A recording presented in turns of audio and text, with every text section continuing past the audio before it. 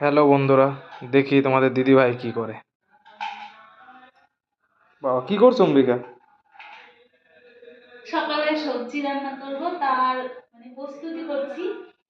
সকালবেলা উঠে যদি আমি না পারি, সেই জন্য। তো তোমার না শরীর খারাপ?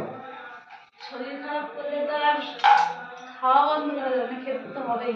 তো এত আর রাত্রে কেন করতে হবে? করে রাখি একটু, সকালে ভালো হবে আর। ওষুধ খেয়েছো? ওষুধ খেয়েছি। না, ওষুধ আর একটা ওষুধ আছে, সেটা খেয়ে না। দেখেছো বন্ধুরা, আমার বর আমার কত কেয়ার করে। খাচ্ছি, একটু পরে খাই। কেন, আগে খেয়ে নাও তারপরে করো। খেয়ে নি। তো কি বলুন বন্ধুরা, আমি না এই যে এই ডাটাগুলো কাটতে গিয়ে মনে হচ্ছে বাঁশ কাটছি। আর আমি একটু গুছিয়ে কাজ করতে ভালোবাসি, নোংরা পছন্দ করি না। আর আমি এইভাবে গুছিয়ে অনেক সময় রাতে গুছিয়ে রাখতে হয়, সকালবেলায় ওর ডিউটিতে যাওয়ার থাকে। এবার একা একা হাতে আমি খুব তোড়জোড় করে সবকিছু তখন গুছিয়ে করতে পারি না। ওই জন্য আমি একটু সবজিটা কেটে রাখছি। আর এটা কাটতে একটু সময় লাগে, যদিও বা আমি বটিতে সবজি কাটি, এই জন্য তাই জন্য আমি এই ছুরি দিয়ে মনে হচ্ছে বাঁশ কাটছি। ঠিক আছে, এইভাবে এখন কাজ চালাতে হবে, কি করব।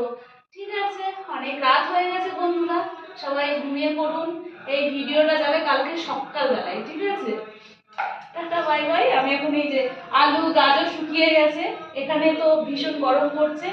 আর এই যে এটা শিম, নলডোবা শিম বলছি, এটাও শুকিয়ে গেছে। ঠিক আছে, tata, bye bye, good night.